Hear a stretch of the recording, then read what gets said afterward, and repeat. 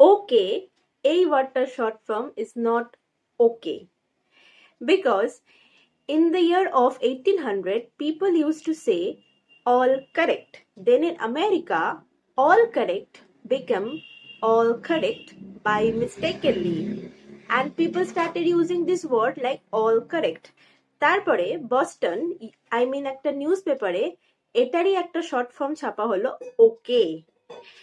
তারপর আমেরিকার 8th president Martin Van বিউরেন নিজের 1840 এর রি-ইলেকশনের টাইমে নিজের নিকনেম ওল্ড কেন্ডারহুক কে শর্টে ওকে বলে ইউজ করলেন এবং তাকে সাপোর্ট করার জন্য ফর্মড হলো কিছু ওকে ক্লাবস এবং তারা স্লোগান দিত okay is okay to support Martin Van Buren. That is how it becomes so popular, and nowadays this word okay has become an emotion, and even চাঁদে ব্যবহার করা প্রথম ওয়ার্ডটাও ছিল ওকে।